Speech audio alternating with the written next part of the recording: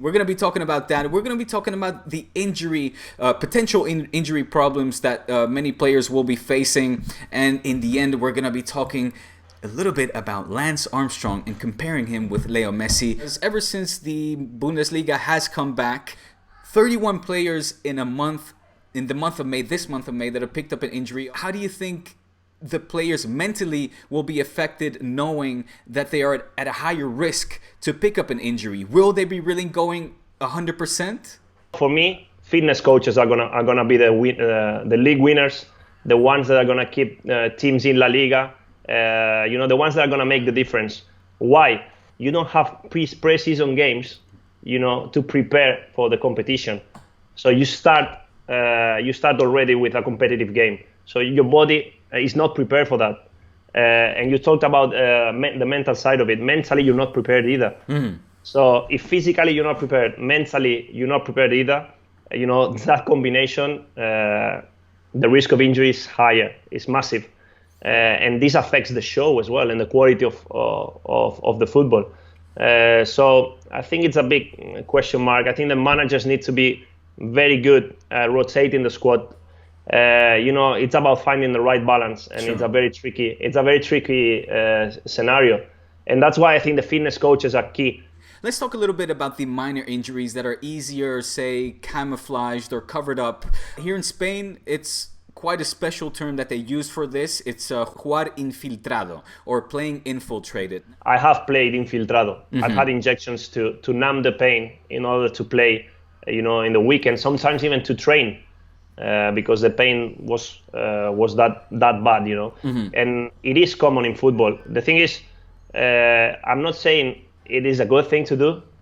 I've got an anecdote about myself where I had plantar fasciitis. I don't know if you ever had this. No. Where I wasn't even able to walk. And the pain was where exactly? In your knees or in the foot or? In the foot. In the foot. Okay. It's in the foot. It's the plantar fasciitis. It's in the sole. Yeah. Mm-hmm. So I couldn't plant my foot on the ground. So I couldn't walk. Mm-hmm. This doctor comes with this big needle and it just puts something there. Listen, and I started feeling some heat coming up on my leg. Mm-hmm. So it numbed my leg from the sole up until my knee. So I didn't feel my whole leg for the entire game. So I played a game without feeling the ball every time I was touching. Now, that's crazy. Is this good? That's crazy. It's not good.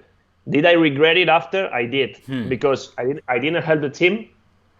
I did make it worse because after the game, my plantar fasciitis was broken. So wow. I ended up pulling it, ripping it. Yeah. And then I was out for 3 weeks. Wow. So sometimes it is stupid, but you as a player, because you want to play, you're so competitive. Right. If you don't play, there's someone waiting to take your place. Yeah. That you would do anything, to be fit and play. So it is a common thing. I mean, why would a manager or the player himself even do that or allow him to do that? I mean, there is some areas where the risk is higher or less, So okay. Let's say Suarez, the problem was the knee. So actually the risk was high. Massive, yeah. But this is down to Luis Suarez, his character, not wanting to give up. So are you applauding that? Or do you frown upon that? I mean, where do you stand on this? I'm not applauding that, but I've been a player myself and I've done it. And it's in our nature. We don't want to give up. Mm-hmm. You're not playing at your 100%, for sure. We've seen Suarez playing, and you could see there was something there that was wrong. And not having Suarez is a big blow for Barcelona. So you think that a Luis Suarez at 70-80% of his capabilities is or was better than who did they have on the bench at the time? Was it Boateng? Well, they had Boateng. Yeah, right. Yes. Yes. Even a 50% Suarez, I would say. Boateng, not that he watches this, but that's Andrea who said that, not me. I say it. Sorry, Prince. But I tell you one thing: if my performances weren't good, if those injuries weren't allowing me to play good, I was the first one to raise my hand and say, listen, I won't take any injections. I'll have my operation, or I'll stay my 3-4 weeks out, and then I'll come back when I'm fully fit. Of the many illegal substances that Lance Armstrong tested positive for. One of those ones was cortisone. One word that stood out to me there, Andrea, is performance enhancement drug. They talk about cortisone as if it is a performance enhancement drug. Is it or is it not? Well, listen, I'm not an expert on cycling, so I don't know that the effects of cortisone could have on cyclists. But talking about football, that is my topic, and on my experience, taking cortisone has never enhanced my performance or the performance of a football player. Why do you think that in cycling it is so frowned upon? If Armstrong claims that his ass is hurting because he's been sitting on a very uncomfortable bike chair for I don't know how many ungodly hours, riding up a mountain that you should be skiing down from instead of riding up from, and he uses a little bit of cream or whatever it might be, a pill or injection of cortisone to numb the pain in his ass a little bit. I don't see the problem there. So again, I'm just a little bit confused. I don't see it either. I mean, I've got my spinning class. It's 30 minutes, and then my ass is hurting. You know what I mean? Exactly. Like hell. So I'd love to use a cream just to numb that pain. Yeah. So I don't know if it's got different effects. I mean, it sounds funny to talk about cortisone when he was having blood transfusions, using EPO, the human growth hormone, and all sorts of drugs. The funny thing is, reading this article, my eyes also gathered upon the human growth hormone, another anabolic agent that Lance Armstrong tested positive for. And here is where we now delve into the topic of making the comparison between the use of HGH, human growth hormones, between, in this case, Lance Armstrong and Leo Messi. Of course, Leo Messi, most of the viewers will know, was born with a growth deficiency.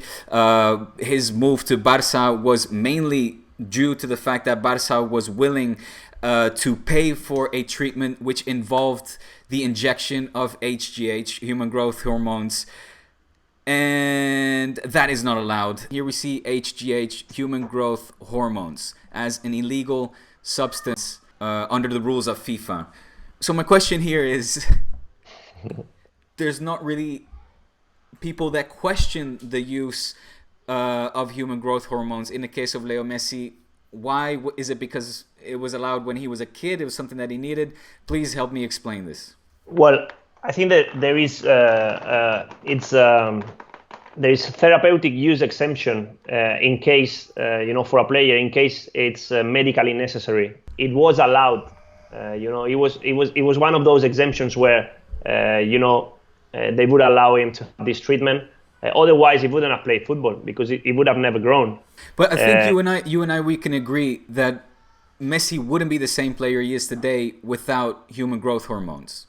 That is a fact. He wouldn't be a player. He wouldn't be a player. He wouldn't be a player. So did human growth hormones, did this treatment accelerate his athletic development? The answer would be yes, correct? Yes, absolutely. Yes, 100%. Now, football is not like athletics or cyclism, where it's more like your fitness that makes the difference. Now, there is a ball and you need talent, to play this sport. So I won't say that the HGH made Leo Messi the best player in the world. Yeah. It does leave me wondering whether or not. Now, some people say that Messi stopped his treatment at the age of 14. Obviously, that is not the age where you stopped growing. If you ask me, when I was at Barcelona and I was in the dressing room, if I ever heard or seen anything, I'll say no. Never heard of anyone talking about Leo taking, injections or having this treatment. Yeah. No, not at all, 100%.